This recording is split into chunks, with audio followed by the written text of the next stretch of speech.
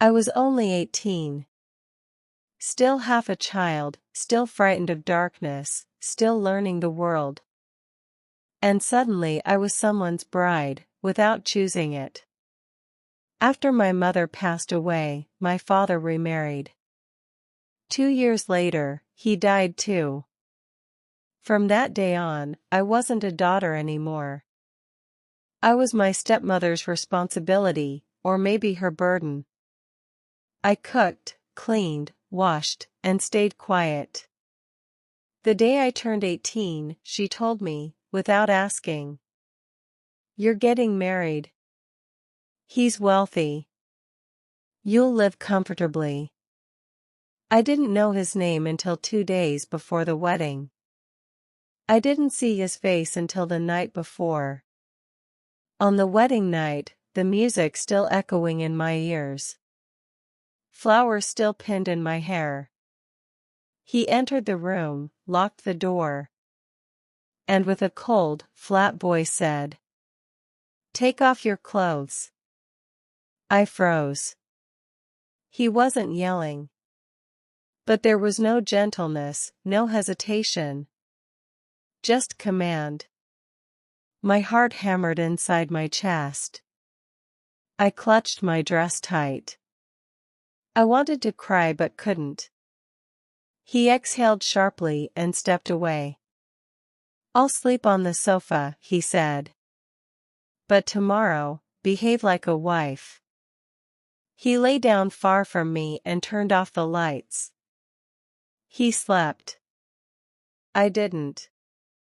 I stared through the darkness, feeling something inside me, childhood, freedom, slipping away. His name was Zahn, 29, successful, respected. My stepmother said he wanted a quiet, obedient girl. Someone who wouldn't argue. Someone like me. He didn't touch me. Not the first night, not the first week. He barely spoke. He came late, ate silently, and slept on the sofa. Sometimes he glanced at me with tired eyes. But never with warmth. I felt invisible. Yet expected to serve, clean, cook, smile.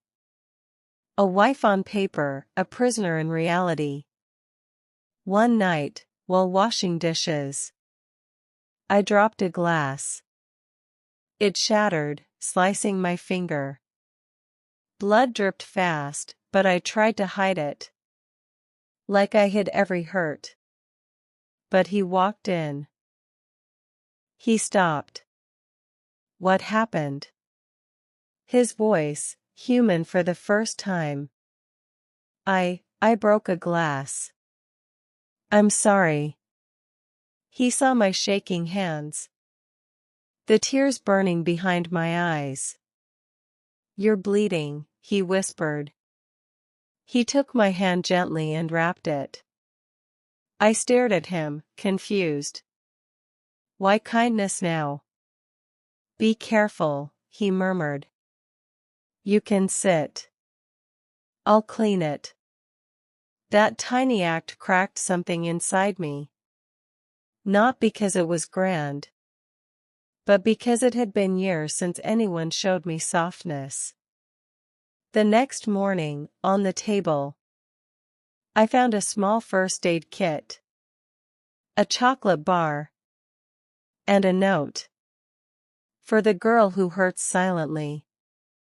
No name. But I knew. One rainy evening the power went out. I lit a candle and made tea.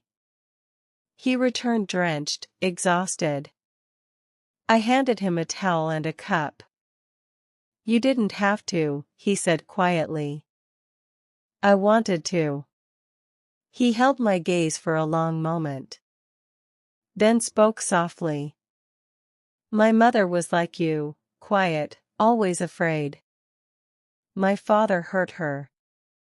I used to hide under the table to escape the sound of her crying. I felt my chest tighten. She died when I was 15, he continued. My uncle raised me. He taught me to be strong, to shut emotions out. Maybe that's why I don't know how to be gentle. You're not unkind, I whispered. He looked away. I thought marrying a quiet girl would make life easier. But maybe I was wrong. You shouldn't be scared of me. After that, he changed, slowly, carefully. He ate breakfast with me. He asked about my day.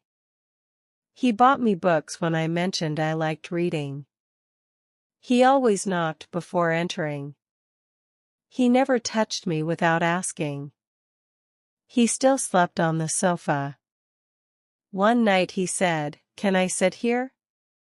I nodded. "Do you still fear me?" "Not as much," I said softly. He smiled. That's something. 2 months passed. One day I told him everything. How I was forced, how I cried through the wedding. How I felt voiceless. He listened. Truly listened. When I finished, he said, "You didn't lose your voice. Someone took it from you. I'll help you get it back." Then one cold night, I fell sick.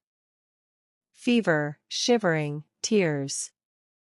He stayed beside me the entire night, holding me as if afraid I'd disappear. It was the first time he touched me with affection, not duty.